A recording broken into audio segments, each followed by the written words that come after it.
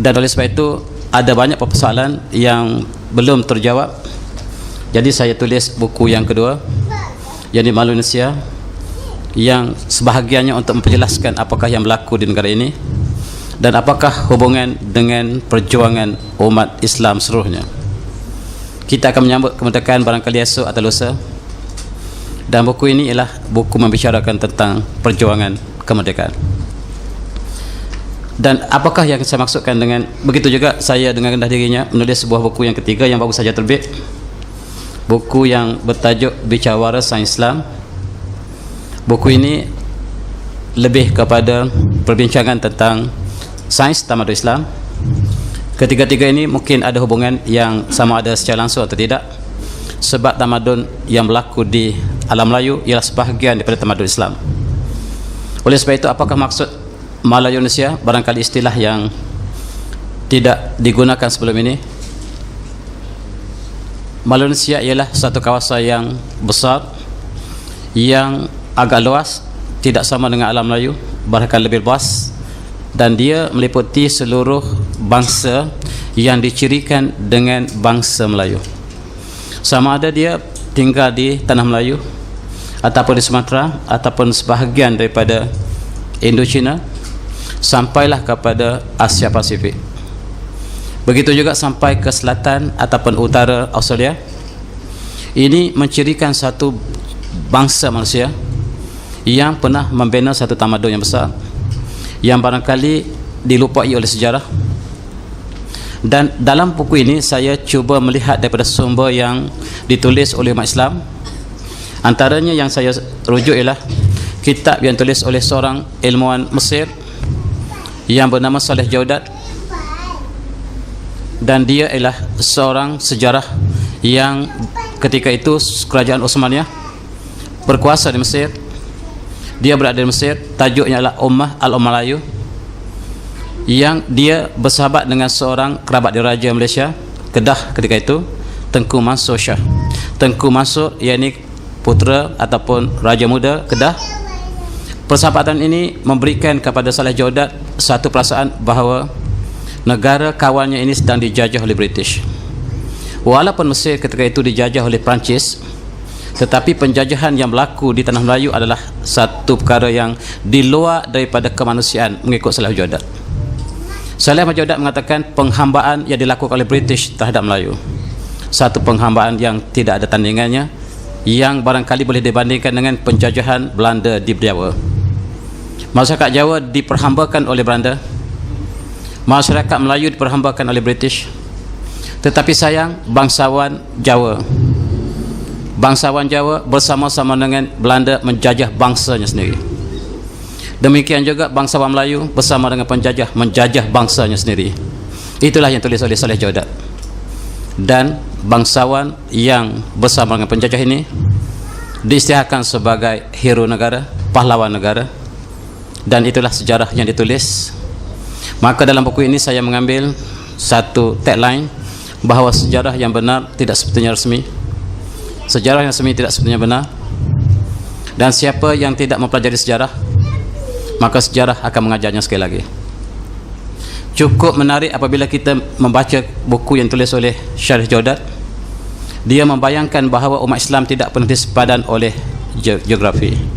Satu ummah, satu akidah, satu Malaysia tidak mencukupi. Satu akidah, satu umat yang menggabungkan seluruh umat Islam di dunia. Geografi bukan sempadan. Apabila masyarakat di timur dijajah oleh British, dijajah oleh Belanda, maka umat Islam di Mesir juga rasa sakit. Begitulah perasaan yang ditulis oleh tokoh ini, dan dia menyatakan kasih sayang dia kepada kerajaan Kedah. Dia memuji Sultan Abdul Hamid, seorang raja yang sangat pintar dan sangat bertoleransi, dan dia didik Tengku Mansur untuk menjadi yang bakal menjadi pemimpin akan datang. Tetapi sayang, Tengku Mansur telah meninggal dunia. Apabila dia balik ke Kedah, dia telah dilantik menjadi raja muda, dan apabila usianya mencapai 30 tahun, dia meninggal dunia. Maka Raja Kedah diganti oleh adiknya Tengku Badali Shah, dan itulah sejarah yang berkaitan dengan umat Melayu. Begitu juga saya merujuk kitab yang tulis oleh Syekh Daud Patani yang bersumberkan kepada tulisan-tulisannya sebelum ini yang ditulis oleh Pakih Ali yang menulis sejarah Patani, sejarah Kedah, sejarah Kelantan, sejarah Legor, Reman dan juga negara-negara Islam yang ketika itu menjadi negara Melayu, negeri Melayu maksud saya, yang Siam belum wujud. Siam belum wujud di Bangkok, dan ketika itu umat Melayu telah membentuk sebuah kerajaan yang besar di Patani yang telah menjadi satu kerajaan yang sangat berpengaruh. Kemudian lahirlah Melaka. Melaka diperintah oleh Raja Hindu bernama Paimashwara dalam catatan ini, dan dia diislamkan oleh Cheng Ho di istana Yonglo di China. Cheng Ho membawa Raja Hindu bernama Parameswara ke istana China dan diislamkan di istana China. Itu catatan yang ditulis oleh Cheng Ho. Tetapi Ter Sri Lanang menceritakan bahawa Parameswara diislamkan oleh saudagar yang Arab di Melaka. Dua sejarah yang bercanggah, tetapi apa yang ditulis oleh Cheng Ho ialah sejarah yang berbentuk diary ataupun ditulis catatan harian, tentu lebih tepat daripada Tun Sri Lanang yang menulis 200 tahun, 300 tahun kemudian. Saya cukup membandingkan dengan tulisan yang dilakukan oleh orientalis yang bernama Alfred Wallace datang ke Melaya ketika itu memang dalam misi British untuk mencari penjajahan. Sebelum mereka datang untuk menjajah, mereka menghantar intelektual mereka untuk melihat sejarah bangsa ini, budaya, dan dipanggil sebagai sejarah tabi'i, natural history, yakni bagaimanakah bentuk muka bumi ini, tujuan persediaan untuk British menjajahnya. Dan dia menulis satu sejarah yang sangat-sangat buruk. Orang Melayu dikatakan sangat bodoh dan lebih bodoh daripada orang Papua Nugini. Orangnya jahat. Ini bangsa yang tidak ada tamadun. Tuan-tuan kena sabar bila membaca buku Damli Archipelago. Dia mengatakan bangsa ini belum bertamadun. British datang untuk mengajar bangsa ini untuk menjadi manusia. Itulah catatan yang dituliskan oleh Afra Saleh. Ada lagi banyak tulisan yang saya rujuk, sama ada daripada luar daripada dalam. Tujuan saya membandingkan dengan tulisan orientalis ini ialah untuk memperlihatkan bagaimana pencanggahnya satu perkara yang sama jadi dibincangkan oleh dua sudut yang berbeza, maka sejarah yang berhasil terhasil. Cuba kita lihat lebih terperinci. Ini catatan yang diberikan oleh Syekh Daud Patani. Dia menceritakan siapakah orang Melayu. Dia kata adapun orang Melayu waktu itu rupanya hitam merah atau hitam manis. Rupanya kecil pada orang Arab dan Parsi. Maka hidup orang Melayu sangat-sangat maju kerana dapat ajaran daripada Arab dan orang Parsi. Orang Arab datang ke Patani sebelum Islam lagi. Orang Parsi datang ke Patani mencari beras sebelum Islam lagi. Dan oleh sebab itu Patani membentuk sebuah tamadun yang besar yang belum dicatat dia berlahir sebelum Melaka. Inggris sangat berminat untuk menunjukkan Melaka sebab mereka ingin menunjukkan bahawa Islam datang lebih lewat, bahawa yang datang hanya pada Melaka, dan mereka padamkan seluruh perkembangan Islam yang berlaku di Jawa, yang berlaku di Champa, yang berlaku di Patani, yang berlaku di Ya Amanillah. Ya Amanillah ialah sebuah penempatan Islam yang besar yang sekarang dipanggil sebagai Manila. Ya Amanillah ialah sebuah pemerintah Islam yang telah dimurtadkan sepenuhnya oleh Belanda dan oleh Portugis, oleh Spanyol, yang sekarang sudah menjadi negara Kristian. Asalnya lah negara Islam yang besar. Kita boleh pelajari sejarah ini sebab siapa yang tidak belajar sejarah seperti kita tadi, sejarah akan mengajak kita kembali. Dan sifat orang Melayu ketika itu sebelum Islam sangat mendukacitakan. Dia rekod seperti berikut. Dan waktu itu lelaki dan perempuan lelaki tidak kahwin dan tidak haram untuk tidur seduduk adalah, adapun perempuan sangat huriyah. Kalau dia duduk dengan siapa pun boleh belaka. Syahadan maka adalah kahwin nikah tidak ada. Sebab itu bercampurlah Hindi dan Cina dan orang Melayu, dan beranak bercucu jadi orang campuran, dan orang Melayu pun bercampurlah keturunan zuriat, tetapi tiada serupa dengan orang Arab. Orang Arab yang datang ke petani, walaupun sebelum Rasulullah dizahirkan, mereka tidak kahwin secara sebarangan. Orang Melayu, wanitanya barangkali mereka boleh tidur dengan 10 lelaki dan melahirkan anak. Dan siapa kaya akan dipilih oleh perempuan tersebut. Perempuan tersebut akan memilih salah satu daripada 10 orang untuk menjadi ayah kepada si bayi.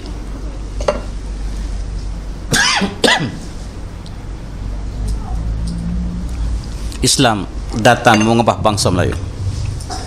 Islam datang mengubah bangsa Melayu daripada bangsa jahiliah menjadi bangsa yang bertamadun. Kita boleh kenang peristiwa yang sama berlaku ketika orang Quraisy yang apabila Rasulullah dilahirkan, maka perbuatan orang Quraisy tidak ada beza dengan orang Melayu. Orang Quraisy sebelum Islam, kita dapat bayangkan daripada perkataan ini, daripada kisah ini, apabila Islam dizahirkan, maka orang Arab Quraisy menentang Islam. Mereka menyembah berhala, mereka melakukan perzinaan secara bebas, bahkan mereka tawaf secara telanjang, dan itulah amalan sebelum Islam. Dan apabila Islam diutuskan, Rasulullah dizahirkan, maka Rasulullah menyeru kepada ilmu, hidayah dan iman, dan mereka dimusuhi oleh Quraisy, sehingga orang Islam telah dizalimi oleh orang Quraisy, sehingga sekumpulan orang Islam berhijrah ke Habsyah, diketuai oleh Ja'far bin Abi Talib, sepupu Rasulullah. Lalu ditanya oleh raja ini, kenapakah anda semua datang ke negara saya? Dan dijawab oleh Ja'far bin Abi Talib, cukup indah untuk kita renungi. Dia kata, ayuhal malik, inna kunna qauman ahlul jaliyah na'budu asnam wa na'kulul maitah wa natil fawahish. Wahai tuanku, kami dulunya kaum jahiliyah yang kami menyembah berhala, wa na'kulul maitah, kami makan bangkai, wa natil fawahish, kami melakukan perzinaan, wa naqtul arham, kami memutuskan tali persaudaraan, wa nusil jiwar, kami menyakiti hati jiran kami, wa yaqul qawiyyu minna ad-dhaif, yang kuat maka yang lemah, hatta ba'athallahu lana rasulan ilaina minna, sehingga Allah merutuskan seorang rasul pada kami, na'rifu nasabahu wa sadaqahu wa amanatahu wa afafahu fada'ana ila ibadillah wahdah, sehingga Allah dengan kasih sayangnya mengutus seorang nabi daripada bangsa kami sendiri yang menyuruhnya kepada kami supaya menyembah Allah semata-mata, wa nakhlu ma kunna na'budu nahnu wa aba'una min hijatul awsan, dan supaya meninggalkan penyembahan segala berhala dan juga penyembah yang lain, wa amara nabi sallallahu hadis, dan mengajar kami supaya bercakap benar, wa adatul amanah, supaya kami menyempurnakan amanah, wa silaturahim, dan menghubungi silaturahim, wa husnal jiwar, dan melakukan kebaikan kepada jiran, wa kafal anil maharim wal dima, dan mencegah kami daripada melakukan yang haram dan pertumpahan darah, wa nahanil fawahish, dan mencegah kami daripada perzinaan, wa qala zur, dan bercakap bohong, wa kalaman yatim, dan makan anak yatim, fasaqnahu wa amanna bih, dan kami membenarkannya, kami beriman, dan fazalamana qaumana, maka kaum kami menzalimi kami, wa azabuna liurduna ila ibatil awthan, dan kaum kami menyiksa kami supaya kami kembali menyembah berhala. Falamma zalamuna, ketika mereka telah menzalimi kami, wa dhayaku alaina, dan sempitlah segala rezeki kami, wa halu bainana wa baina dinana, dan kami tidak boleh lagi melaksanakan agama kami dengan sempurna, kharajna ila biladik, maka kami datang ke sini, wa rabna fi jabarika, dan kami harap Tuanku akan menerima kami dan tidak menzalimi kami. Ceritanya panjang, tetapi apa yang disebutkan ialah suasana orang Melayu, suasana orang Quraisy, suasana orang India, Parsi adalah sama sebelum Islam. Islam telah mengubah bangsa ini menjadi bangsa yang bertamadun. Itulah yang kita kenang. Apakah kemerdekaan? Kemerdekaan ialah membebaskan manusia menyembah manusia, kepada manusia menyembah Tuhan manusia. Inilah yang disebut oleh seorang panglima Islam, yang kisahnya saya disebut ketika kita menyambut kemerdekaan. Apakah masa kemerdekaan? Ini adalah satu dialog yang berlaku di antara Rastam, ialah ketua tentera Parsi, dengan seorang sahabat yang bernama Ar-Rabi'i, yang diutus oleh Sa'ad bin Waqqas. Sa'ad bin Waqqas menghantar seorang tentera yang sangat perkasa, dan dia pergi kesorangan. Dia sampai ke istana Parsi kesorangan dengan berani. Dia turun pada kudanya dan minta untuk bertemu dengan Maharaja. Lalu dihalang, tetapi kata panglima perangnya, orang berani jangan dibunuh, biar dia masuk, apa kita berbicara apakah kehendaknya. Lalu terjadilah dialog ini. Kata Rastam, Ijlis, duduk, sila duduk wahai tetamu. Maka jawab Rabi'i dengan berani, ana aituka dayufan hatta ajlis, innama atika wafidan, saya bukan tetamu anda, saya datang sebagai utusan. Maka kata Rastam, ma lakum ayyuhal arab ma alimna daqaqalina ma alimna waqsim bi alatiha ma alimna qauman azalmikum wala aqamikum sya'nan wa antum ahli jalan wa daribu al-ibil fil haqbi sahra famadha lakum atabikum. Kamu ni orang Arab, saya tahu kamu orang Arab yang hina dina, yang hidup di padang pasir, tidak ada tamadun, yang hanya ada unta dan beberapa ekor binatang. Kamu datang untuk memerangi kami, apakah yang kamu boleh lakukan? Apakah tujuan sebenarnya kamu datang ke sini?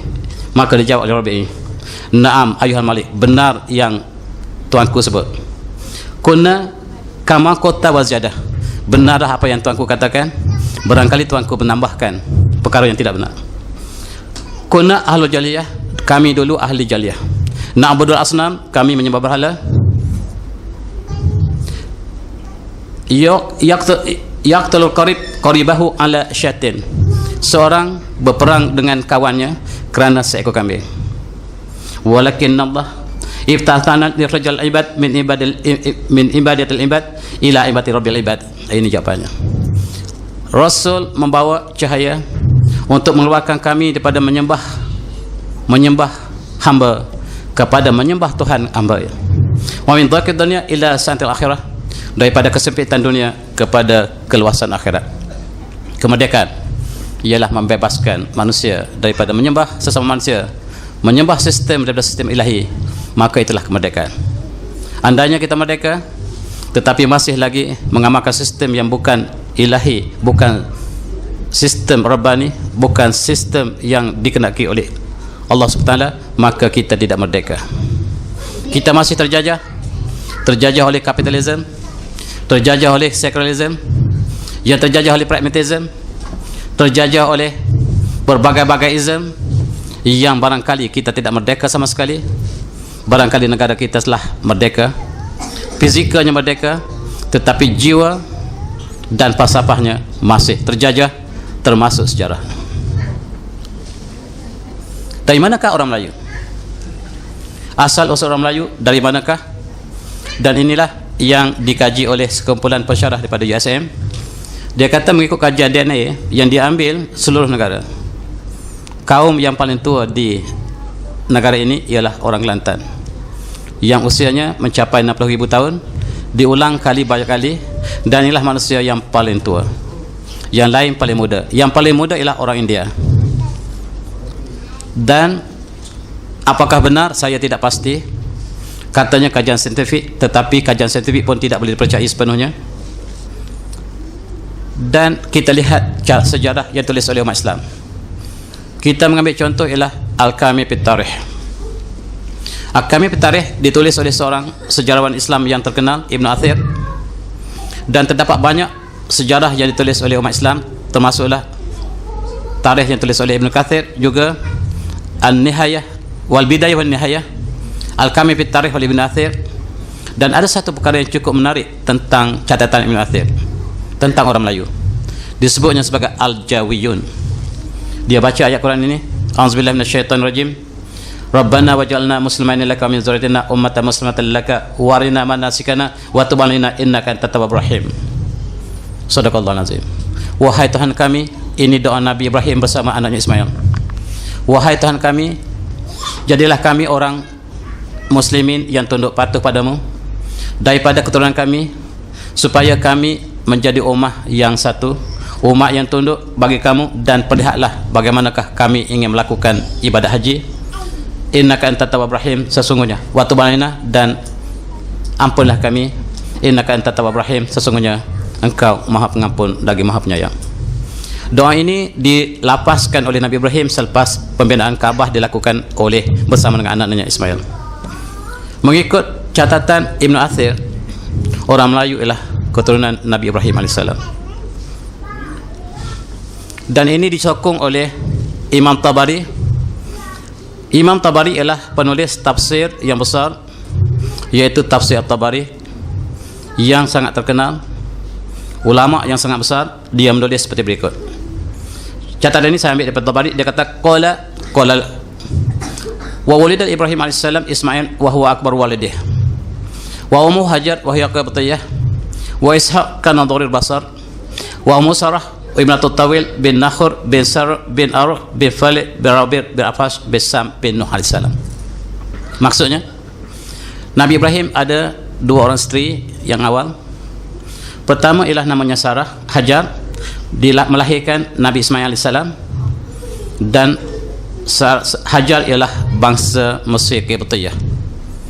Kemudian anak yang keduanya ialah Ishaq, yang buta matanya. Emaknya adalah Sarah bin Tanwil bin Nakhur, yang kalau kita tulis sampai kepada Nuh AS. Dan apabila mati Sarah, Nabi Ibrahim berkahwin dengan seorang lain bernama Qanturah, melahirkan ramai anak yang disalin oleh At-Tabari. Ada 6. Anak pertama bernama Madan, wa Madian, wa Yaqsan, wa Yazarum, wa Asbaq, wa Suh, wa Umha, wa Ummuhum Qanturah bin Maktur min Arab Al-Aribah. Anak daripada Qanturah ada 6 orang. Seorang bernama Madan, Madian, wa Yaqsan, Zamran, Asbaq, wa Suh. Itu nama-nama daripada Qanturah. Nabi Ibrahim dengan wahyu ilahi minta seluruh anak ini mengembara ke timur, supaya bumi ini dimakmurkan oleh zuriat Nabi Ibrahim. Lalu inilah keturunan orang Al-Jawiyun, kata At-Tabari. Dan salah seorang anak ini bernama Madian. Nabi Ibrahim minta supaya tidak berpindah. Lalu Madian tinggal di Hijaz, membentuk satu bangsa yang besar, satu kaum yang besar, yang akhirnya mereka menyembah berhala. Mereka melakukan penipuan dalam perniagaan, dan Allah telah menghancurkan. Dalam surah Hud diisytiharkan bahawa kami utus Nabi Syuaib kepada bangsa Madian, dan mereka ini sifatnya ialah suka menipu dalam timbangan. Dan itulah perkara yang berlaku pada orang Melayu juga, ialah melakukan penipuan dalam perniagaan. Orang Melayu terkenal melakukan penipuan dalam perniagaan daripada dulu sampai sekarang. Dan inilah yang menjadi ciri yang disebut oleh Allah SWT menjadi kaum kepada anak Qanturah, yaitu yang Allah musnahkan ialah kaum Madian. Kaum Madian ialah pakcik orang Melayu. Sebab Madan, wa Yaqsan, wa Zamran, Asbaq ini berpindah ke timur. Mereka berpindah ke Champa. Champa ialah bumi daripada orang Jawi yang datang daripada zuriat Qanturah. Ini Champa. Inilah bumi Melayu yang sebenarnya. Bandar-bandarnya bernama Indrapura, Wijaya, Qanturah. Ingat, Qanturah ialah ibu mereka. Mereka telah rakamkan nama ini sebagai bandar di Champa dan Panduranga. Di sini mereka telah berhijrah begitu lama. Mereka sebahagiannya membawa agama Nabi Ibrahim, tetapi dalam masa yang lama mereka telah hilang daripada ajarannya benar. Dan negara ini ialah bumi Melayu yang terawal. Di sinilah mereka mengembara daripada Arab Saudi, bukan daripada Timur Tengah, menuju ke timur melalui Nepal, dan mereka diam sekejap di Gunung Himalaya. Sampai sekarang Gunung Himalaya bernama Gunung Melayu. Itulah Gunung Melayu, Gunung Melayu, kekal sampai hari ini. Dan nom itu dalam bahasa orang Melayu suka duduk di gunung. Pertama mereka duduk di Himalaya, dan mereka sampai ke timur, mereka duduk juga di Phnom Penh. Nom itu gunung, Phnom Penh, Gunung Penh maksudnya, di Kamboja sekarang. itulah kawasan. Begitu juga di Palembang ada nama Gunung Melayu. Dan inilah bumi yang dipertahankan oleh bangsa ini sebelum Islam dan selepas Islam, dan seluruh bumi ini dipanggil bumi campa. Laut yang kita panggil Laut Cina Selatan sekarang ialah namanya Laut Campa. Tapi bangsa ini bangsa yang kuat, dia menguasai seluruh Asia Tenggara. Dan bumi benar yang bernama Kemoja Desa telah dirampas oleh kaum Pattaya, dan mereka menjadikan benua Siam hari ini itu bumi orang Melayu. Cukup sedih, bumi orang Melayu di Thailand, di Siam telah diambil oleh bangsa Siam buat selama-lamanya. Maka hilanglah satu babak daripada sejarah orang Melayu, dan tinggallah Campa. Campa dipertahankan orang Melayu selama hampir 700 tahun.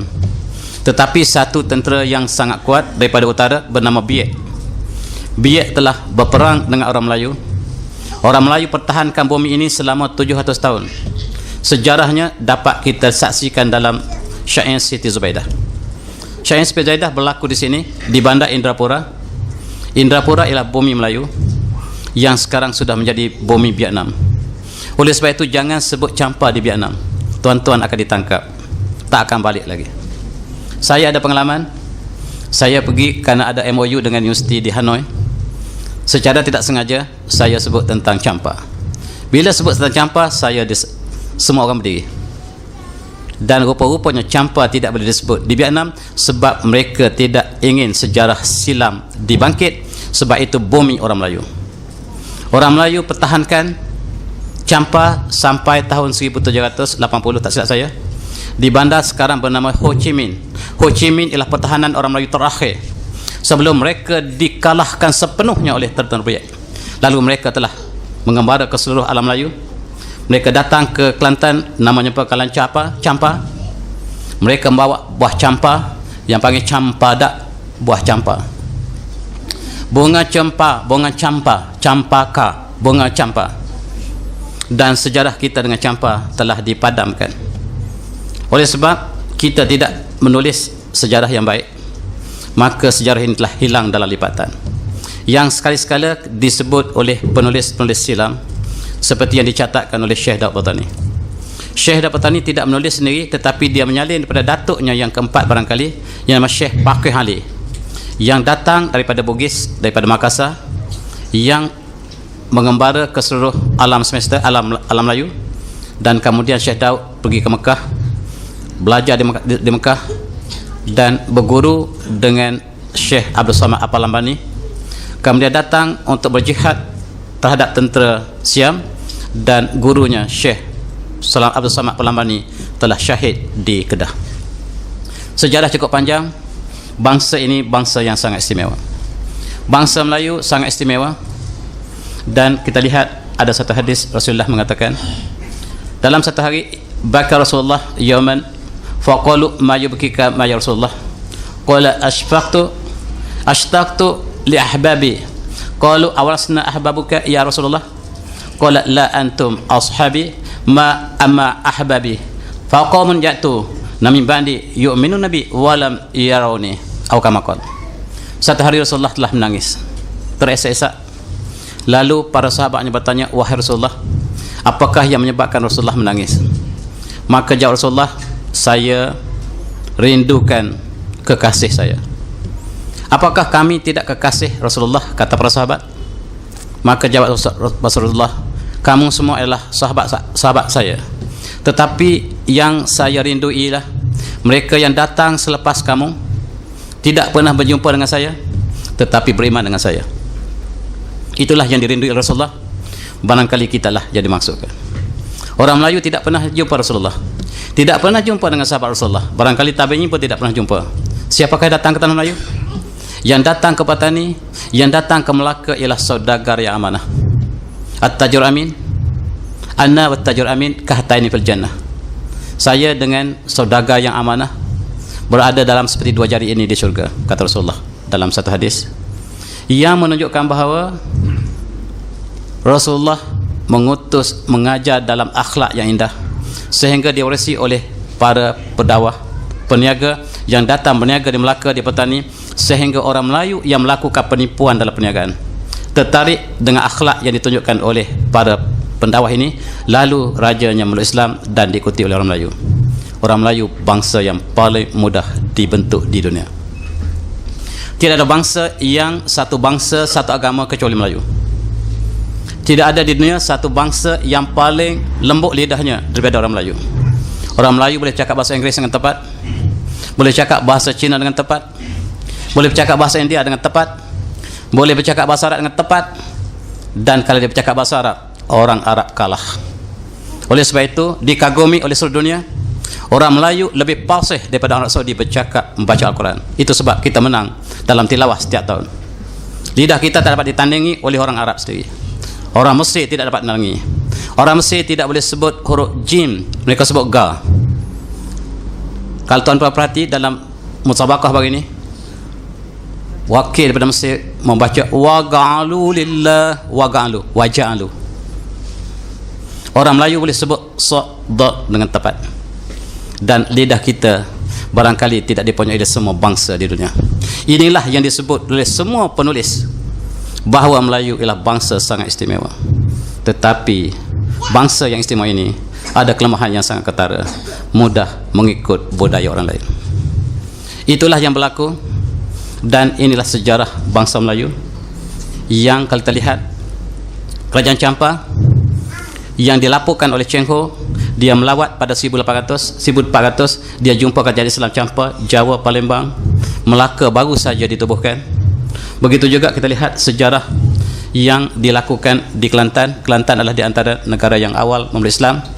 Dalam tahun 1411 sebelum Melaka dibuka, Kelantan sudah diperintah oleh Raja Islam bernama Tengku Umar. Oleh sebab itu Kelantan telah melaksanakan hukum Islam sejak kurun yang ke-14. Di Kelantan juga pendakwah-pendarah daripada Arab Saudi, bukan daripada semenanjung Arab, daripada Yaman telah sampai, dan mereka telah berkahwin dengan keluarga di Raja Champa dan melahirkan tokoh yang cukup terkenal dalam sejarah pengembangan Islam, Wali Songo. Wali Songo ialah orang Kelantan. Sejarah tidak pernah ditulis bahawa mereka berasal daripada Champa dan Kelantan, dan dia pergi ke Jawa kerana utusan yang diberikan oleh Osmaniyah.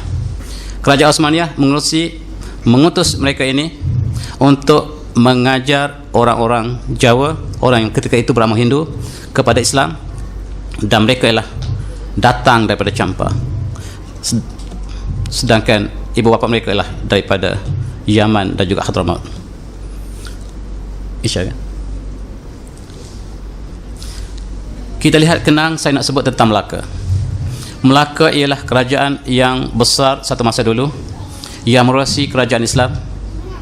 Selepas baginda Rasulullah SAW, maka Islam dipimpin oleh Khulafaur Rasyidin, disambung oleh kerajaan Umayyah, Abbasiyah, kemudian kerajaan Andalusia, kerajaan Osmaniyah, dan Melaka ialah lanjutan daripada peristiwa yang sama.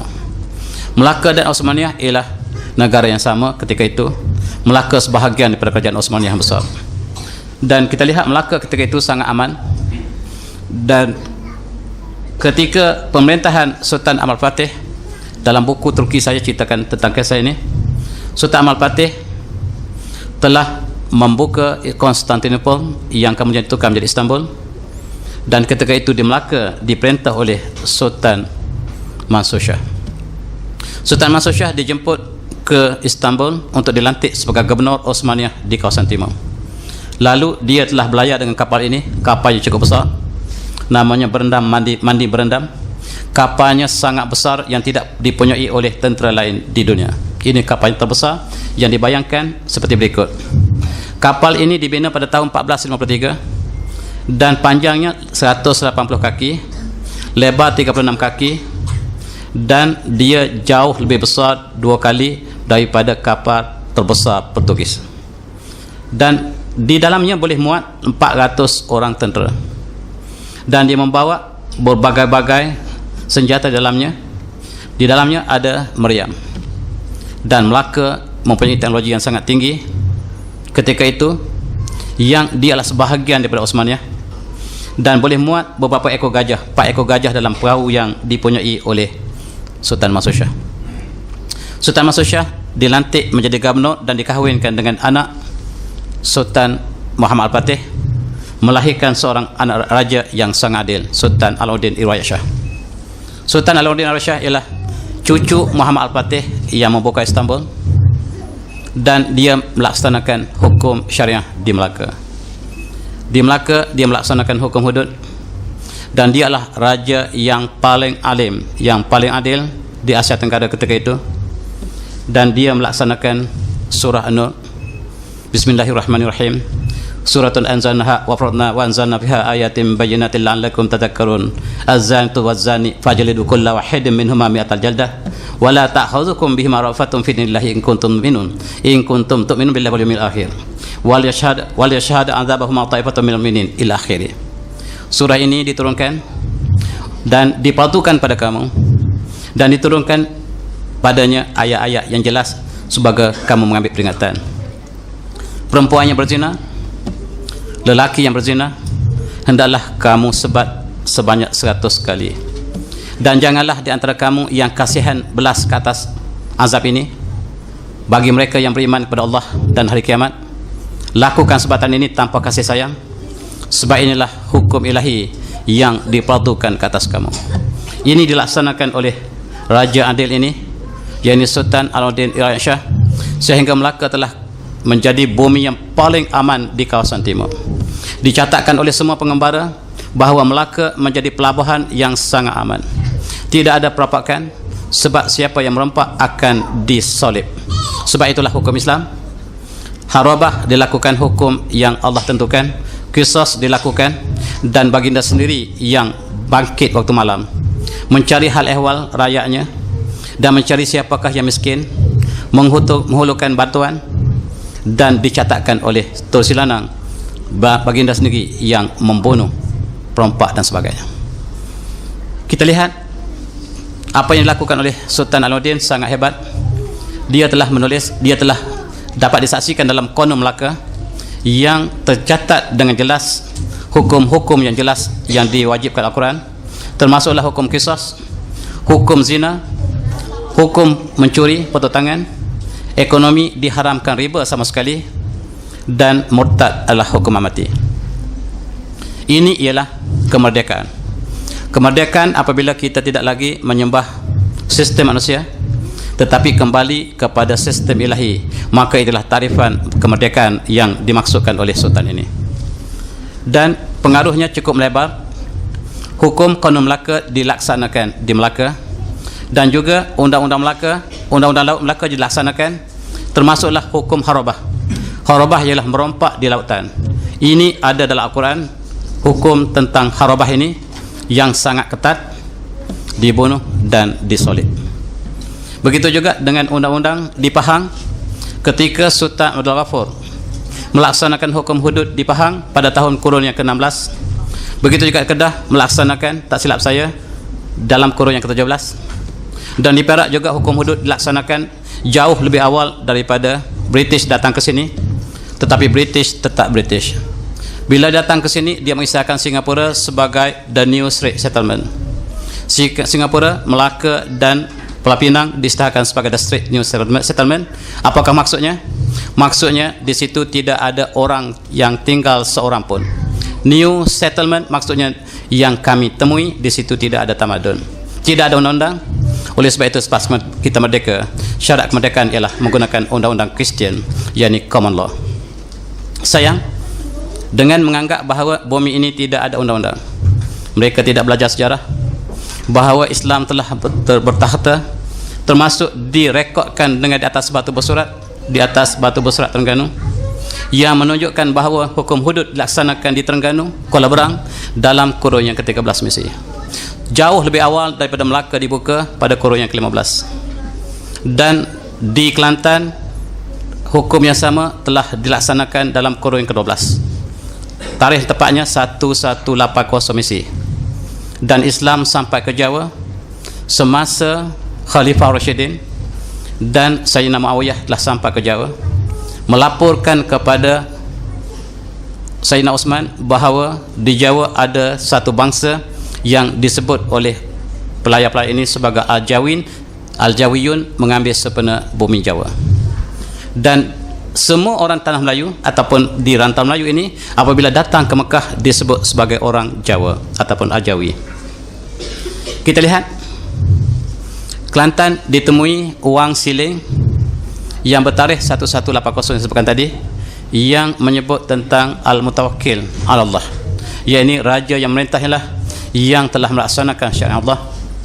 Dan kemudian Melaka telah keluar sebagai bumi yang sangat-sangat adil, dicatatkan dengan tinta emas oleh seluruh penulis sejarah, sama ada yang melawat ataupun yang ditulis oleh penulis tempatan.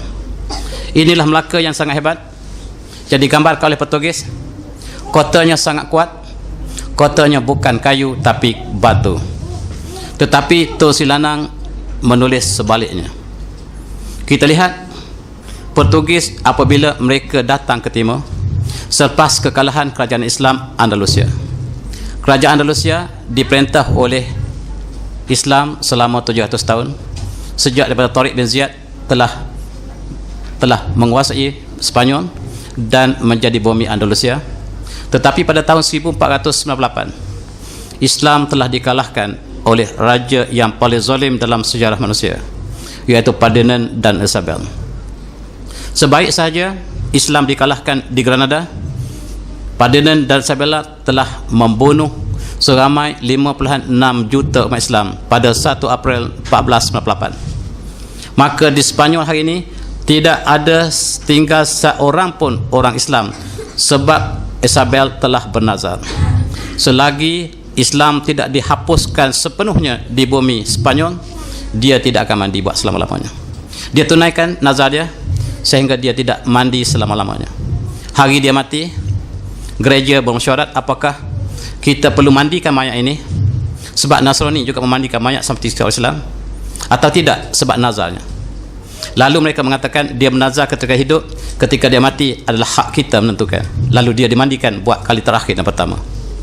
Itulah Isabel yang sangat-sangat zalim, lebih zalim dari Fir'aun, sebab Fir'aun hanya membunuh anak lelaki daripada Bani Israel, tetapi Isabel dan suaminya Ferdinand membunuh sama ada lelaki perempuan, tua atau muda, kanak-kanak ataupun orang dewasa. Islam telah pupus di Selangor, Islam tidak pupus. Islam akan bangkit, dan sejarahnya apabila Islam telah dikalahkan di Spanyol, maka bumi Islam bernama Portugal. Portugal ialah limau, kebun limau orang Islam. Disitulah kita panggil Portugal sekarang. Portugal itu bahasa Arab. Portugal, yang disitulah apabila umat Islam telah dibunuh semuanya, mereka telah keluar ke India. Tujuannya lah untuk pergi ke Mesir, dan pelayar Muslim yang membawa Vasco da Gama, dan apabila sampai sahaja di Tanjung Pengharapan, lalu diberi peta oleh Ahmad bin Najib bahawa Vasco da Gama boleh terus ada satu benua nama India. Di India ialah benua Islam. Disitulah dilaksanakan hukum hudud, dan di Laut India juga sekali lagi menjadi perairan yang paling aman di dunia. Melaka dan India adalah kawasan Islam yang terkenal ketika itu, dicatatkan oleh seorang penulis bernama Syekh Zainuddin Al-Malabari. Tuan-tuan, sejarah Malabari cukup menarik. Rajanya ketika sebelum Islam sedang berpesta di tepi pantai, tiba-tiba dia melihat bulan terbelah. Ketika itu Rasulullah dicabar oleh orang Quraisy supaya membelah bulan, dan bulan telah terbelah. Wan syaqqal qamar, dan bulan pun terbelah. Malam itu Raja Malabari sedang berpesta, dia melihat bulan terbelah, dan ceritanya dia meluk Islam kerana bulan terbelah. Oleh sebab itu raja ini telah meminta seluruh kumpulannya untuk meluk Islam, dan mereka lah golongan pertama yang datang ke negara ini, dan mereka terkenal dengan restoran Malabari. Itulah raja yang pertama di luar daripada bumi Arab yang meluk Islam, dan seorang daripada tokoh mereka bernama Zainuddin Al-Malabari menulis sejarah ini. Dia adalah seorang ulama yang terkenal dengan kitab Fathul Mu'in. Barangkali tuan-tuan belajar di masjid.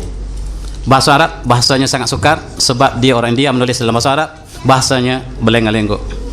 Dia juga menulis sebuah kitab lain bernama Tuhfah Al-Mujahidin yang menceritakan bagaimanakah ganasnya orang Portugis datang ke India, dan inilah saya petik satu perenggan daripada buku yang tulis oleh Syekh Zainuddin.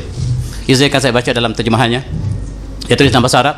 Syekh Zainuddin described the terror unleashed by the Malabari Muslim by the Portuguese, who were fired with hatred of Islam and Muslim, discriminate killings of Muslim, rapes of Muslim women, possible conversion of Muslim to Christianity, enslaving of hundreds of Muslims, destroying mosques and building churches in their place and setting alight Muslim shops and homes. Apabila sampai saja di pantai India, maka Vasco da Gama dengan tenteranya membunuh seluruh nelayan yang mereka temui. Ada satu kumpulan kapal sedang menuju haji, mereka membunuh semua Muslim di situ sebab mereka sangat benci dengan Islam. Walan tarda ankal Yahud walan Nasara hatta tattabi' millatahum. Dan orang Nasrani dan Yahudi tidak akan reda pada kamu sehingga kamu mengikuti cara hidup mereka. Dan mereka telah sampai ke pantai. Mereka disambut oleh Raja Muslim, tetapi Raja Muslim tidak tahu bahawa niat Portugis ialah untuk menghancurkan Islam. Maka istana dibakar, masjid dibakar, perempuan semuanya dirogol, dan mereka lah yang pertama kali menyebarkan penyakit sifilis di India, dan daripada India lah merebak pada seluruh Asia. Sejarah cukup menarik, cukup zalim, dan ini kemudian datang oleh panglima mereka Alfonso de Albuquerque, datang untuk menggali kubur Rasulullah. Dia sangat benci pada Islam, dan tujuan datang ke timur ialah untuk menyembelih seluruh Islam. Sejarah belum ditulis, dan dia akhirnya mengalahkan India. India tidak kalah kerana tenteranya tidak kuat, tetapi ada pengkhianat yang bersama dengan Portugis yang menghancurkan Islam daripada dalam. Di Malabari, raja-raja kecil telah berpakat dengan Portugis untuk mengalahkan raja besar. Tujuannya raja kecil akan dilantik menjadi raja besar, dan apabila mereka telah berpakat dengan Portugis, maka kalahlah kerajaan Islam yang bertahta di situ. Maka buku ini tulis oleh Zainuddin, Syekh Zainuddin, untuk mengajak seluruh umat Islam berjihad menentang orang kafir. Buku ini direkodkan, kalau kita membaca dalam bahasa Arab yang asal, cukup penuh dengan kata-kata yang memberikan semangat jihad dan sebagainya. Tuan-tuan boleh baca dalam buku asalnya, nama Tuhfah Al-Mujahidin, yang diterjemahkan dalam bahasa Inggeris, tetapi dalam bahasa Inggeris ini tidak cukup untuk menggambarkan bahasa asalnya, yang menggambarkan bahawa wajib ke atas setiap Muslim untuk berjuang sebab bumi ini dipenuhi dengan darah dan akan dipertahankan dengan darah juga. Tetapi sayang, pembelut ada di setiap masa. Demikian juga apabila sampai ke Melaka, Melaka juga jatuh. Bukan roboh kota Melaka, tetapi pengkhianat daripada dalam kota Melaka yang membuka pintu kotanya dan menghancurkan Islam daripada dalam. Inilah pembelut yang sentiasa berlaku dalam sejarah tanah air. Inilah sifat orang Melayu. Pengkhianat ada di mana-mana, dan ini gambar yang dilukis oleh pemerintah Portugis, senjata yang dirampas dari Melaka. Inilah senjata yang sangat canggih, termasuk meriam, senapang telah dirampas daripada kerajaan Melaka. Rupa-rupanya Melaka mempunyai teknologi yang sangat tinggi, bukan teknologi yang berkurangan, tetapi pembelutan daripada dalam. Portugis tidak punya senjata seperti ini, dan mereka kagum bagaimanakah orang Melayu dapat menghasilkan senjata yang begitu hebat. Ingat, Melaka ialah sebahagian daripada Osmaniyah. Osmaniyah lah yang menciptakan senapang. Osmaniyah lah yang menciptakan ubat bedil. Oleh sebab itu, Melaka sebagai sebahagian daripada Osmaniyah menggunakan bendera Osmaniyah dalam peperangan menentang Portugis, yakni bendera merah putih bulan bintang. Itulah bendera Osmaniyah yang digunakan oleh seluruh negara di kawasan Datang Melayu, sebab Datang Melayu adalah sebahagian daripada Osmaniyah. Tetapi sayang, orang ini bernama Tun Silana. Tun Silana menulis sejarah yang palsu. Dia menulis sejarah Melayu. Dia mengatakan orang Melayu berperang dengan lembing dan keris. Ini ialah pembelut yang bersama dengan Portugis. Inilah yang tali barut Portugis, yang sama-sama berjuang untuk Portugis dan ditangkap oleh tentera Aceh dan dibawa ke Aceh yang sepatutnya dibunuh, tetapi diampunkan. Akhirnya dia bertobat di Aceh menjadi orang yang baik. Tapi tulisannya Sejarah Melayu ataupun Salatul Salatin ini mengandungi berbagai-bagai sejarah yang palsu, mengatakan orang Melayu sangat lemah, bodoh dan tidak ada teknologi sebab dia bercakap bagi Pak Portugis. Dan sayang, buku ini diisytiharkan sebagai karya agung Melayu oleh UNESCO, dan itulah sebab mereka tidak akan pilih karya ini sekiranya karya ini tidak berpihak pada mereka. Lihatlah Melaka, kalau kapal yang dipamerkan di tepi Sungai Melaka itu kapal siapa? Kapal Portugis. Itulah pengkhianat sentiasa berada dulu, kini dan selama-lamanya. Kita lihat bagaimana apabila jatuhnya Melaka, maka seluruh umat Islam bersatu, termasuk kerajaan Aceh, kerajaan Osmaniyah datang untuk membebaskan Melaka. Tetapi pengkhianatnya adalah kerajaan Johor, Pahang, Lingga, Riau. Inilah pengkhianat yang belum dicatatkan dalam sejarah. Pahang, Johor, Lingga, Riau, inilah pengkhianat yang bersama dengan Portugis mempertahankan Melaka. Sejarah negara ini belum ditulis, saya yang tulis. Kita nak sambut merdeka esok atau lusa. Apabila Melaka diambil alih oleh Belanda, satu kisah yang cukup sedih berlaku.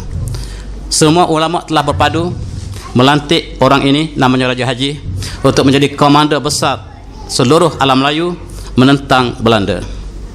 Kita lihat dia telah terkorban, syahid di Teluk Ketapang. Sebelum dia syahid, dia menulis surat ini. Kita kenang apakah yang ditulis oleh dia. Dia kata, pada hari ini tanggal 19 Rejab 1998 Hijrah, warkah ini kutulis di atas sejadah, menghadap kiblat dalam keadaan berwuduk. Setelah selesai doa dan doa panjang untuk sekalian umat Melayu, Al-Quran di sebelah kananku, kitab Dalail Akhirat di sebelah kiriku, badik bersaka di pinggangku. Sungguh demikian, aku amat menyedari bahawa terdapat di kalangan armada perang Melayu yang aku satukan, dan PP ini terdapat golongan Melayu yang menjadi musuh dalam selimut, berwajah Melayu, berhati Belanda. Usahlah ditanya bagaimana aku mengetahui, kerana tahu di angin turun naik. Apabila Allah menghendaki terjadi satu perkara, maka tiada siapa yang dapat mengelaknya. Dia mengumpulkan seluruh tentera di Asia Tenggara untuk menentang Belanda. Tetapi dalam tentera dia dikumpul, diberi rasuah oleh Belanda, sehingga inilah yang disebut sebagai wajah Melayu berhati Belanda. Apabila Inggris datang ke sini, berwajah Melayu berhati Inggris. Sejarah telah berulang. Ketika Portugis, berwajah Melayu berhati Portugis. Itulah sejarah bangsa ini, bangsa yang paling mudah dimanipulasikan oleh penjajah. Apa kata seterusnya oleh Raja Haji? Dia kata, biar mereka masuk menyelinap ke dalam kubu kami dan mengepung aku. Maksudnya munafik yang sedang menjadi tali baru British atau Belanda datang mengepung panglimanya sendiri. Syak Pasik, Yakin Saleh, batulah yang menjadi juadah. Ini bahasa Raja Hadi. Nah, wahai si munafik, aku sekali tidak pernah takut pada kalian. Marilah kita berdepan sebagai lelaki Melayu yang sejati. Engkau kendonglah panji perjuanganmu, aku kendong panji perjuanganku. Nyawa kita di tangan Allah. Matiku di medan perang ini tandanya sentiasalah aku hidup di sisi Allah. Matimu di medan perang tandanya celakalah kamu di akhirat nanti. Mereka berani mati sehinggalah petualang bangkit daripada sujud. Tatkala imam dan jemaah masih bersujud, lalu ditancam pisau di belakang antara mereka. Maka sekali lagi tidak mengundang gundah, karena apabila sudah datang janji Allah, maka syahidlah dia. Jika ditikam itu masih hidup, maka dia akan menjadi saksi si petualang itu. Ini catatan yang disebut oleh Raja Haji. Mereka bersolat, sama-sama bersujud. Sujud mereka panjang, kawan sebelah bangun tikam kawan sebelah, seluruh mati. Itulah pengkhianatan yang menyebabkan Raja Haji kalah. Raja Haji sempat menulis di atas sejadah, menulis warkah ini. Dia kata di akhirnya, sekiranya perjuangan aku ini benar, wahai ilahi, kekalkan tulisan aku ini. Butakanlah mata Belanda daripada melihat tulisan aku ini, supaya tulisan aku ini sampai kepada seluruh orang Melayu yang datang kemudian. Barangkali perjuangannya benar, sampai pada kita Sayyid Salin menunjukkan perjuangannya lah dikhianati oleh bangsanya sendiri. Kita akan merdeka menyambut kemerdekaan esok lusa. Kita ingat siapakah yang berjuang menentang kemerdekaan? Yang berjuang menentang kemerdekaan ialah para ulama. Inilah mereka yang berjuang untuk menentang kemerdekaan, menentang penjajah. Di sebelah kiri namanya Syekh Muhammad Arsyad Al-Banjari. Di sebelah kanan adalah Syekh Daud Patani. Syekh Daud Patani adalah komander perang kerajaan Osmaniyah. Sekali lagi sejarah tidak pernah ditulis. Mereka sebut Syekh Daud Patani ialah sebagai seorang ahli fiqh. Benar, tetapi dia adalah komander yang memimpin tentera Turki datang menentang Siam di Kedah. Dan ketika itu gugurlah gurunya, yaitu Syekh Hamdul Samad Al-Lamani di Kedah. Kuburnya masih berada di hutan Kedah, tidak pernah diiktiraf sebagai pejuang negara. Inilah kumpulan yang berjuang yang berada di Mekah. Di antaranya adalah Syekh Arsyad Al-Banjari, Syekh Hamdul Samad Al-Banjari, Syekh Abdul Rahman Misri, dan Syekh Wahab Bugis. Inilah yang ditakuti oleh seluruh penjajah.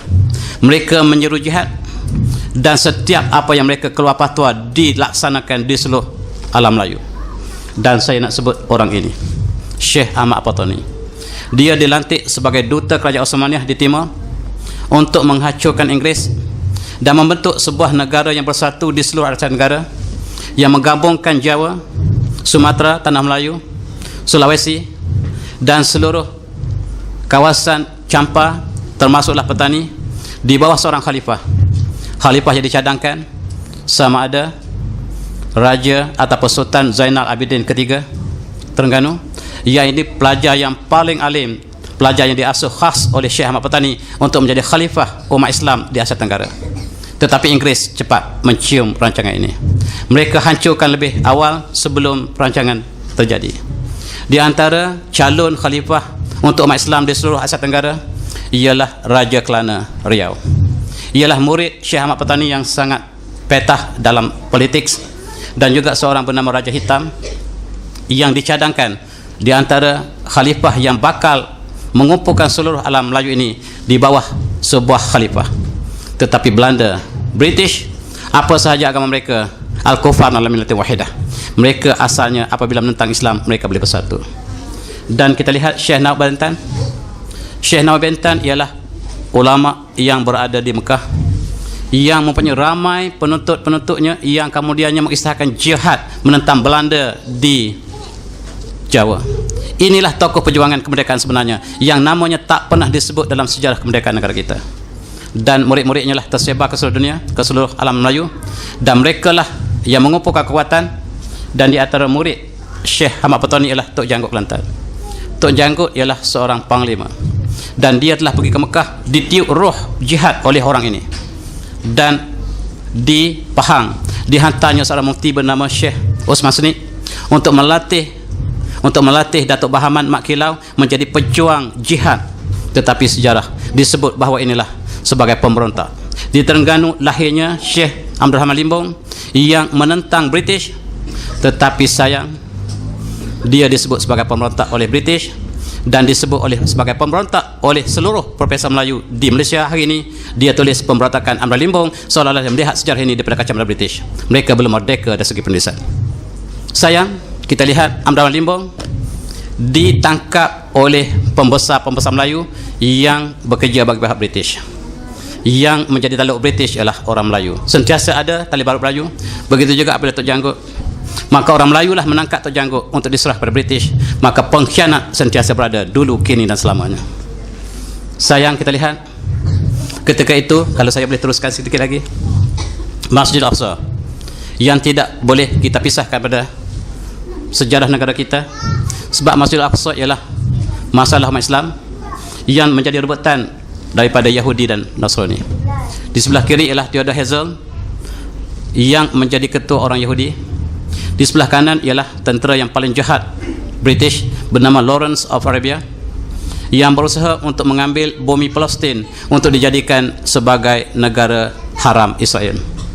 Lalu orang Yahudi ini bertemu dengan sultan yang terakhir, yakni Sultan Abdul Hamid, meminta untuk sewa tanah di Palestin untuk orang Yahudi. Sama seperti Francis Light menulis sejarah bahawa dia membuka Pulau Pinang, sebenarnya dia menyewa tanah daripada Sultan Kedah. Lalu inilah perkara yang sama yang berlaku. Francis Light ialah dihantar oleh Belanda, dihantar oleh utusan yang sama, yakni Yahudi Nasrani. Lalu ditolak oleh Sultan Abdul Hamid bahawa bumi Palestin ialah bukan bumi saya, Palestin ialah bumi umat Islam. Dia tulis surat ini yang cukup menarik untuk kita perhatikan. Dia kata, "Answer Dr. Hazel bidakhas khadwal jadidah fi hadzal mawdu' fa inni la astati' an atakhalli an shibrin wahidin min ardi Palestin. Ini lastu fahiya lastu milki yamini bal milku ummat al-islamiyah. Faqad jahada sya'bi fi sabilil hard wa warahahu damahu." Ila akhir. Dia kata seperti berikut. Pesan kepada Dr. Hazel bahawa jangan mimpi untuk mendapatkan bumi Palestin. Bumi Palestin ini bukan milik saya, tapi milik umat Islam sepenuhnya. Dan oleh sebab itu, saya tidak akan berikan sejengkal bumi Palestin ini, sebab kami dapat dengan darah, kami pertahankan dengan darah. Sekiranya kamu inginkan bumi ini, maka darah juga perlu ditumpahkan. Itulah jawapan Sultan Abdul Hamid. Sultan yang sangat tegas, dan dia perlu dijatuhkan. Kerajaan Utsmaniyah adalah kerajaan Islam terakhir. Maka tentera Berikat yang dikatakan mereka sedang berperang, sebenarnya mereka sedang merancang untuk menjatuhkan kerajaan Islam yang terbesar, kerajaan Utsmaniyah. Maka British sebelah kiri ini Churchill, di sebelah tengah itu namanya Truman, presiden Amerika, Mussolini daripada Itali, kita lihat Stalin daripada Rusia, dan seluruh tentera-tentera Berikat telah bersatu untuk menghancurkan kerajaan Islamiyah Utsmaniyah. Bagaimanakah caranya? Maka mereka dapat satu cara. Mereka bertemu dengan orang ini. Ini namanya Gubernur Mekah, jadi dilantik oleh kerajaan Utsmaniyah, bernama Syarif Hussein, ia ini keturunan Rasulullah. Lalu mereka bertemu dengan orang ini dan mengatakan, apakah tuan tidak tahu bahawa khalifah Islam harus berada di tangan tuan? Sebab Rasulullah bersabda, khalifah harus berada di tangan Quraisy. Dan Utsmaniyah bukan orang Quraisy, tuan orang Quraisy. Sekiranya tuan ingin mengambil kerajaan Utsmaniyah, saya boleh tolong tuan. Maka cucu Rasulullah ini ataupun zuriat Rasulullah ini bersama dengan Yahudi, bersama dengan British menentang kerajaan Utsmaniyah, dan kalahlah kerajaan Utsmaniyah buat selama-lamanya. Lalu inilah gambar yang cukup menyayat hati. Raja Utsmaniyah telah dilucutkan oleh muftinya sendiri di atas nasihat Yahudi dan Nasrani. Maka berakhirlah kerajaan ini pada tahun 1924. Mereka ingin menumbuhkan kerajaan Yahudi di Palestin, dan apabila mereka minta Yahudi sekali lagi pada Syarif Hussein, Syarif Hussein kata, saya tidak boleh memberikan Palestin sebab Palestin bukan bumi saya. Kalau kamu tidak bagi, kami akan jatuhkan kamu. Itulah nasib bagi pengampu dan mereka yang bekerjasama dengan musuh Islam. Dia dijatuhkan. Dan British dan Yahudi bertemu orang ini. Orang ini adalah ketua Badui. Dia adalah seorang perkasa, tingginya sampai 7 kaki. Tidak siapa yang dapat melawannya. Namanya Abdul Aziz. Dia temu orang ini, apakah tuan ingin menjadi khalifah umat Islam? Saya telah lama ingin menjadi khalifah. Apakah tuan sanggup untuk menyerahkan Palestin kepada kami untuk dijadikan negara Yahudi? Kalau saya angkat tuan menjadi khalifah, tak ada masalah. Buat perjanjian. Dia bertulis surat ini. Di atas itu tulisan di asalnya, di bawahnya saya tulis dalam bentuk yang baru, modern. Bismillahirrahmanirrahim. Ana Sultan Abdul Aziz bin Abdul Rahman Ali Faisal Ali Saud wa tarfa alfa maratin lisabas Kaukas mandub Britania al-nuzma la min indi min inta Palestin lil masakin al-yahud lil masakin al-yahud awrihim kama tahru Britania allati la akhruj an ra'yiha hatta tasihhu sa'ah. Saya Sultan Abdul Aziz bin Abdul Rahman keluarga Saud dengan ini berikrar dan mengiktiraf 1000 kali pengiktirafan kepada duta British yang bernama Bas Kaukas bahawa saya tidak halangan untuk menyerahkan Palestin kepada Yahudi yang miskin atau yang lainnya, dan saya tidak akan tarik balik penyerahan ini sampai hari kiamat. Itulah sejarah yang belum tertulis. Dan dia dijemputkan mereka oleh Presiden Roosevelt yang berkuasa ketika Perang Dunia Kedua, dan diucapkan katanya, tuanlah sahabat kami yang sebenarnya. Dan apabila jatuh kerajaan Utsmaniyah, maka jatuh seluruh negara Islam. Apabila kerajaan Islam sudah tidak pelindung, maka Turki telah jatuh, Iran jatuh, Iraq sudah jatuh, Jordan sudah jatuh, Palestin telah terlepas, Libya, Mesir, Sudan, Algeria, Morocco, India, Malaysia dan Indonesia, seluruh telah jatuh satu demi satu, dan semuanya telah jatuh ke tangan penjajah. Akibatnya Sultan Osmaniyah telah jatuh. Selagi Osmaniyah wujud, Barat tidak begitu berani untuk menceroboh negara Islam. Dan Mekah ini ialah Masjidil Haram yang dibina oleh Osmaniyah, tapi bangunan ini sangat dibenci oleh keluarga Saud. Ketika Osmaniyah, Mekah ialah bumi umat Islam. Ulama daripada Nusantara, daripada alam Melayu bebas untuk bermaslahatin, sebab Mekah ialah bumi umat Islam dan ditarbiyahkan oleh Khalifah Islam yang memberikan Mekah dan Madinah sebagai bumi Islam yang percuma. Tidak ada visa, tuan boleh pergi bila-bila masa. Duduklah di sana, belilah harta, dan ulama kita bermaslahatin di sana. Ulama India ramai di sana, ulama Parsi ramai di sana, ulama Dagestan pun ramai di sana, sebab Mekah dan Madinah bumi umat Islam seluruhnya. Sayang apabila keluarga ini telah mengambil alih, bumi ini disahkan sebagai bumi keluarga kami. Kamu semua minta izin pada kami untuk datang ke Mekah, sebab ini tanah bumi keluarga kami. Dan sebagai balasan, British dan Yahudi minta hotel untuk dibina di Mekah. Hotel Hilton. Hotel yang paling dekat dengan pintu Masjidil Haram ialah hotel ini, simbol persahabatan Yahudi dan Arab Saudi.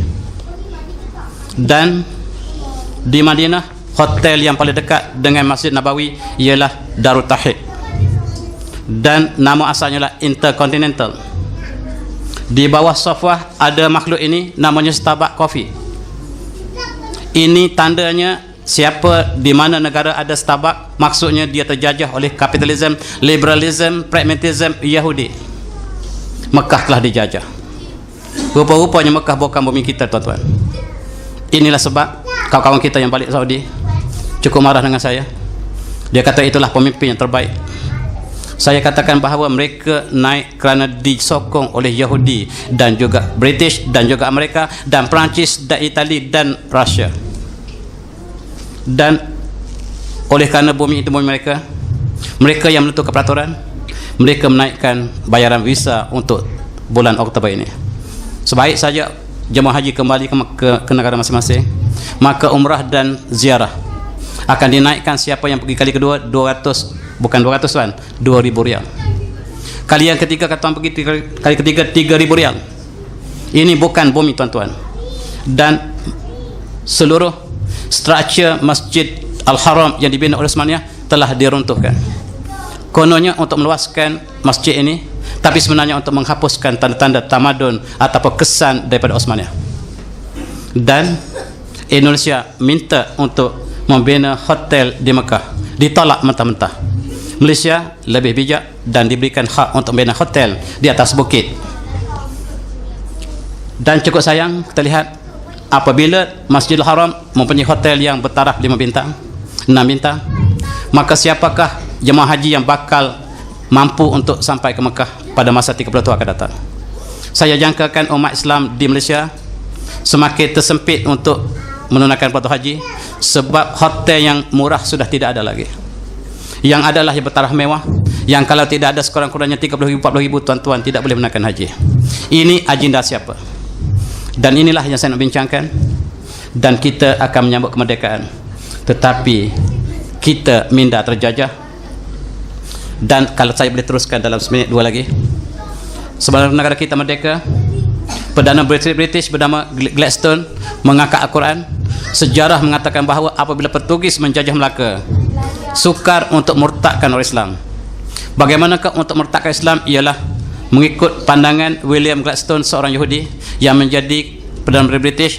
Dia kata pisahkan umat Islam daripada buku ini, Quran. Oleh sebab itu apabila kita merdeka, dan dia telah melaksanakan dasar ini di Turki, tulisan Jawi telah dihapuskan sama sekali. Di Malaysia dilaksanakan oleh pemerintah yang menjadi proksi British untuk menghapuskan tulisan Jawi dan mengekalkan tulisan Rumi, sehingga generasi muda tidak boleh membaca Al-Quran. Itulah caranya untuk memisahkan umat Islam daripada agamanya. Dan mereka melantik orang ini, yakni Kemal Atatürk, yang menjahanamkan Islam di Turki, dan dia mengaku dia tidak ada agama. I have no religion, And at times I wish all region as the bottom of the sea. Mudah-mudahan orang yang beragama ini ditenggelamkan dalam laut. Saya tidak percaya kepada sebarang agama. Inilah pemimpin yang diangkat oleh Turki yang dinobatkan sebagai tokoh di Malaysia. Dan di Malaysia, mereka yang bersama British dianggap sebagai pahlawan. Inilah pembelot negara yang menjadi mata-mata British, yang menangkap pejuang-pejuang seperti Mak Kilau, Datuk Mahaman, Tok Janggut dan pejuang. Inilah mereka yang dilantik oleh British untuk menjadi mata-mata spy British. Dan bila kita merdeka, inilah yang dinobatkan sebagai pahlawan. Kita tersalah memilih hero. Hero kita ialah yang berjuang menentang penjajah, ialah yang ditangkap oleh penjajah, yang dipenjara oleh penjajah, yang digantung oleh penjajah. Itulah pejuang negara, pejuang kemerdekaan. Adapun mereka yang bersama British, menerima elang British, yang makan dengan British, yang pakai macam British, yang pakai tie dan coat, itu tali barut British, tuan-tuan. Kenalah kebenaran. Dan kalau kita tidak boleh kenal kebenaran, siapa lagi nak kenal kebenaran? Kita jangan harap di luar sana akan kenal kebenaran ini. Saya dengan rendah hati menulis dua buku ini ialah bukan untuk saya, untuk cucu generasi kita akan datang, supaya mereka dapat bezakan antara kaca dan permata. Tentera British dinobatkan sebagai wira negara. Mereka adalah tali barut British. Mereka adalah tentera British. Dan ketika mereka mati berjuang di Singapura, mereka pegang bendera ini, bendera salib. Sejarah boleh bertukar, dan inilah tujuan untuk memulihkan sejarah.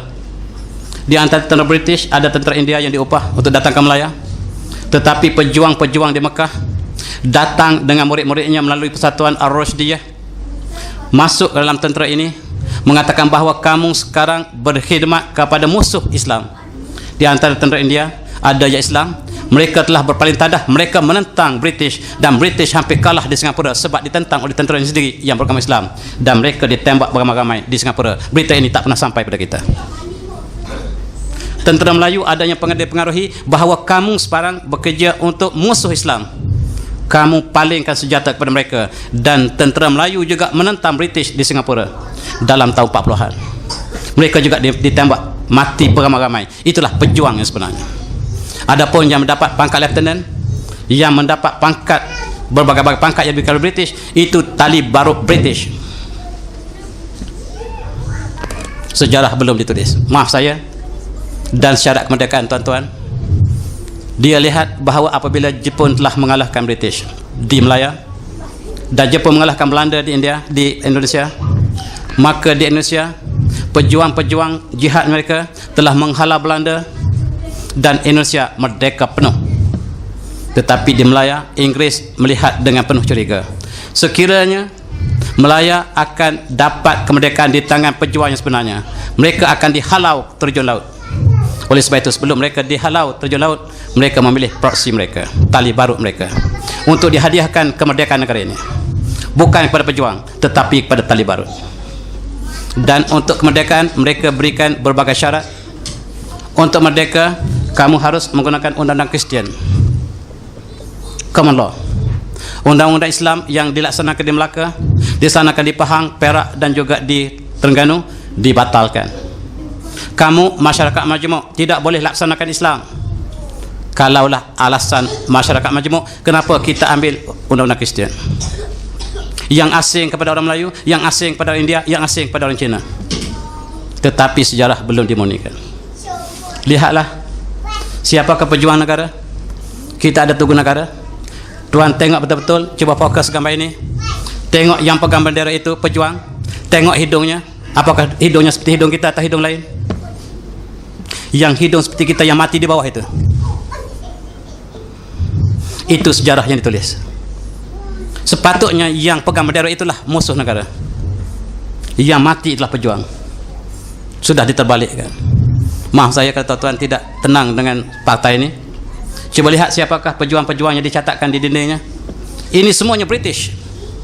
Dan India, tentera upahan, itulah yang diisytiharkan sebagai pejuang negara. Dan bila kita menyambut kemerdekaan, maka inilah yang dinobatkan sebagai hero negara. Adapun orang ini yang berjuang untuk menentang British diisytiharkan sebagai komunis. Yang sebelah kiri ialah Dr. Burhanuddin Hilmi, diisytiharkan sebagai komunis, dan dalam buku teks sejarah masih ditulis oleh sebagai komunis.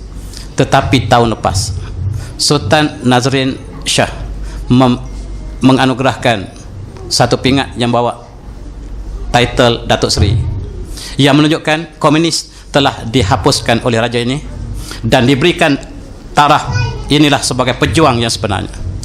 Tuan-tuan, barangkali dalam 100 tahun akan datang kita sudah tidak ada lagi. Yang hero hari ini menjadi penjenayah, yang penjenayah jadi hero. Jangan-jangan kita jadi penjenayah akan datang. Dan lebih malang kalau kubur kita dikencing oleh cucu kita sendiri, sebab kita bersama penjenayah. Kita bersama dengan mereka yang bersama British, yang menjulang British. Dan kita lihat pengkhianatan yang dilakukan kepada Sultan petani yang terakhir, Tengku Muhyiddin, dipujuk oleh British untuk diberikan kemerdekaan petani, dan dia berjuang bersama dengan British, dan British berjanji akan diberikan kemerdekaan dan dia jadi raja petani. Akhirnya tanpa disangka oleh British, Jepun kalah, dan Tengku Muhyiddin meminta janji sebab isytiharan kemerdekaan petani akan diisytiharkan sebaik saja Jepun kalah. Apakah nasib? Dan nasibnya lah Tengku Muhyiddin hilang tanpa ada berita.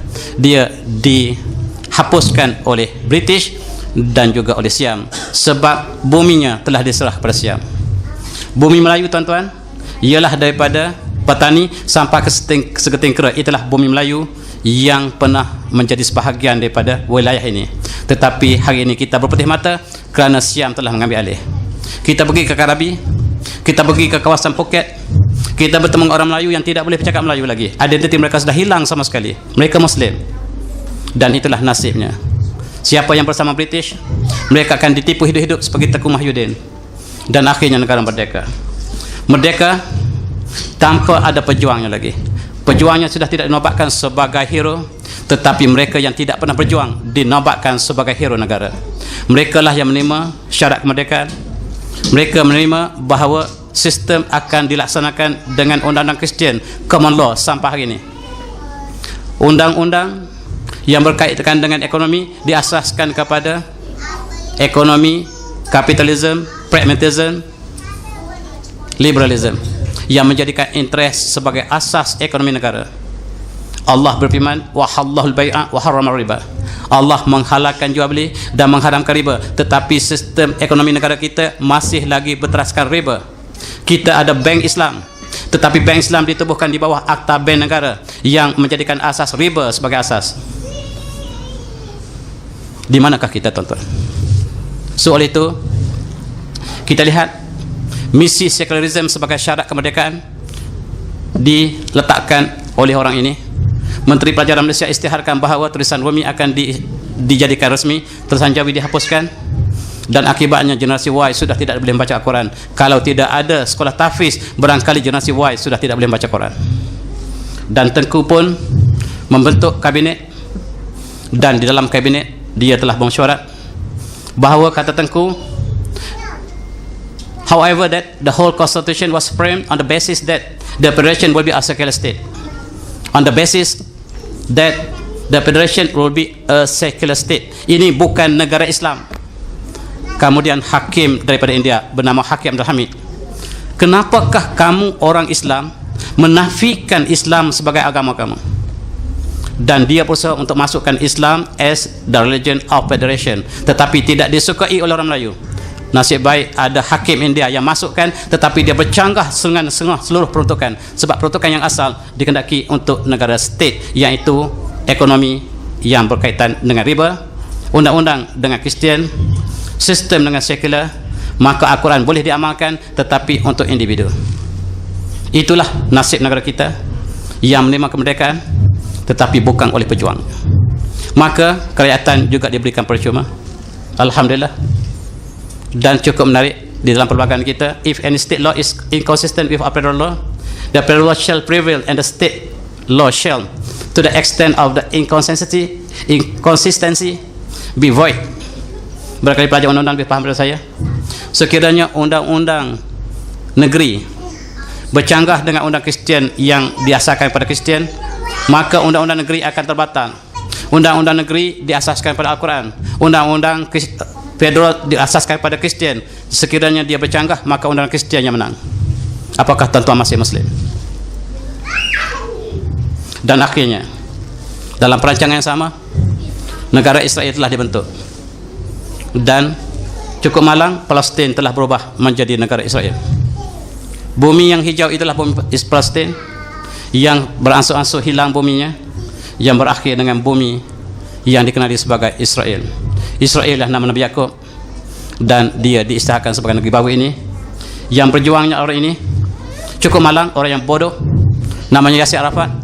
Dia berjuang sebagai dasar kebangsaan, dia berjuang pada dasar Arab, dia meninggalkan Islam, dan dia berjuang di atas dasar Palestin.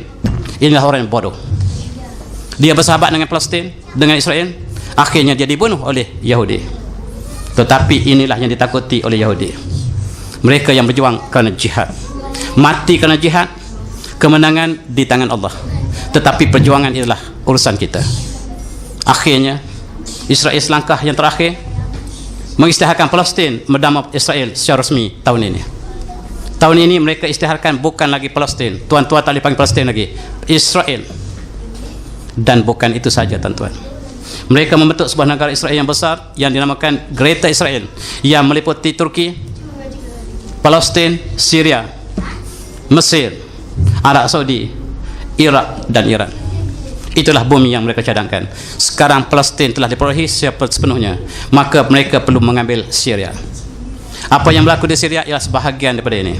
Apa yang berlaku di Turki ialah sebahagian daripada ini. Bukan Gulen, tuan-tuan, tetapi Yahudi di belakang yang rapas pasal begini. Ini yang dilakukan oleh tentera NATO. Dan mereka bijak mempengaruhi Erdogan, sehingga Erdogan menangkap pejuang-pejuang Islam yang bersimpati dengan Gulen dan menuduh Gulen yang merapas kuasa. Yang merapas kuasa ialah NATO. Tujuannya lah untuk membentuk negara yang lebih besar, dan termasuklah Madinah. Kenapa Madinah menjadi pusat mereka? Sebab di situlah Bani Quraizah pernah duduk, yang telah dihalau oleh Rasulullah, yang telah dibunuh oleh Rasulullah kerana mereka belot dalam perjanjian tentera Ahzab. Mereka ingin membentuk sebuah negara yang besar. Selagi negara ini tidak perolehi, maka sekali itulah mereka merancang. Dan mereka bermula dengan Syria. Sebab Palestin sudah jatuh ke tangan mereka, Turki akan jatuh, Jordan akan jatuh, Lebanon akan jatuh, percayalah sebahagian Iraq akan jatuh, sebahagian Mesir akan jatuh, dan Madinah mereka tidak akan berpuas hati selagi Madinah, sebab di situlah Bani Qainuqa, Bani Yahudi mereka, di situlah Bani Khaybar yang dihalau oleh Rasulullah pernah berada, dan mereka klaim Madinah sebagai bumi mereka. Maka berlakulah apa yang berlaku di Syria.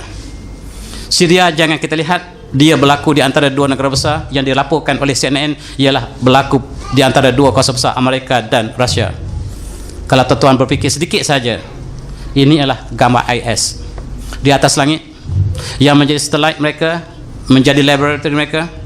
Ini dibina oleh Amerika dan Rusia. Mereka bekerjasama di atas, takkan di bawah mereka bergaduh, kena tipu hidup-hidup. Dan satu pihak menghantar senjata di Syria, satu pihak menghantar senjata di Syria. Maka yang matilah bukan mereka tetapi umat Islam. Itulah maksud mereka, menghapuskan umat Islam di Syria, dan bumi ini akan diambil alih oleh Israel. Jangan kita terpengaruh. Jangan kita terpengaruh apa yang berlaku di Turki, sebab perancangan mereka adalah untuk mengosongkan Turki bagi pihak Yahudi dan mengosongkan Madinah bagi pihak Yahudi. Mereka sedang berbincang. Al-Kufar ala millatin wahidah. Selagi bumi ini tidak mereka perolehi, mereka tidak akan berdiam diri. Amerika ialah ejen kepada Yahudi, Rusia adalah ejen kepada Yahudi. Dan berlakulah apa yang berlaku di Turki. Kita melihat dengan penuh simpati, tetapi mereka telah dapat pecahkan dua kumpulan Islam yang besar. Kumpulan yang besar ialah kumpulan Erdogan dan kumpulan Gulen, yang dapat dipecahkan di tengah-tengahnya, maka serpihan Islam akan menjadi kecil, sama seperti Malaysia yang bersatu dipecah-pecahkan sehingga kita tidak ada kekuatan sama sekali. Dan orang ini dituduh, ini ulama Turki yang menganjurkan pengajian Ra'asin Nur di seluruh dunia, yang naik chancellornya menjadi naik chancellor terbaik di Al-Fatih University dan di seluruh Turki. Inilah orang yang ditangkap oleh Yahudi melalui tangan Erdogan. Dan kerjasama antara Erdogan dan Amerika sangat rapat. Apa yang dilaporkan tidak sama apa yang sebenarnya. Kenapakah Yahudi melakukan perkara yang begitu sekali? Di dalam akhir buku saya membicarakan tentang faktor yang sebenarnya ialah sebab Muslim telah mengatasi Kristian di dunia. Dan mereka menyangka umat Islam sebanyak 1.6 bilion, dan Bush melakukan kajian yang tersendiri, umat Islam berjumlah 2.038 bilion mengalahkan penduduk Kristian yang berjumlah 2.00 bilion. Buat pertama kali Islam mengatasi Kristian, dan mereka melakukan segala konspirasi untuk memburukkan Islam, termasuk ISIS. ISIS dibela oleh Amerika, ditaja oleh British, dan dibiayai oleh Arab Saudi. Dan mereka melakukan keburukan bagi pihak Islam supaya orang benci siapa yang ingin mendirikan negara Islam. Mereka akan dibenci sebagaimana ISIS melakukan keburukan. Dan ini ditulis oleh orang ini. Orang ini menulis, ialah pakar strategi Yahudi bernama Mark Stein. Barangkali tuan-tuan dah baca America Alone. Dia mengatakan Amerika akan jatuh sebab Amerika menjadikan teknologi sebagai asas dan tidak membina manusia. Yang bangun ialah Islam. The future belongs to Islam. Ditulis oleh pakar strategi Arab, pakar strategi Yahudi. Sebab di London, kanak-kanak yang dilahirkan pada tahun 2014 lepas, yang paling popular namanya ialah Muhammad. Bandar Moskow telah menjadi miskun sekarang. Miskun maksudnya kesturi. Dan Siberia sudah menjadi Sobaria, kembali kepada nama asalnya. Dan Islam telah muncul di Amsterdam, Rotterdam dan Uppsala, menjadi agama-agama yang sedang berkembang. Mereka menjangkakan di akhir kurun ini Eropah ditawan oleh Islam, dan di timur umat Islam berlomba-lomba untuk murtad, tetapi Allah gantikan di Eropah, dan Eropah akan menjadi benua Islam insyaAllah dalam 50 tahun akan datang, kata pakar strategi Yahudi. Sebab perkembangan yang berlaku, Islam adalah agama hujah, Kristian agama yang harus diikut tanpa hujah, maka hujah akan mengalahkan yang lain. Oleh sebab itu, The Future Belongs to Islam, itulah buku yang saya tulis dengan rendah hatinya, yang bertajuk Malu Indonesia, dan juga sebagai syarahan kepada buku awal saya, yakni buku Kedipan Bintang di Langit Turki. Tuan-tuan yang berminat, ada sedikit dalam kereta saya dan boleh dapat lepas solat Isya. Wabillahi taufiq. Assalamualaikum warahmatullahi wabarakatuh.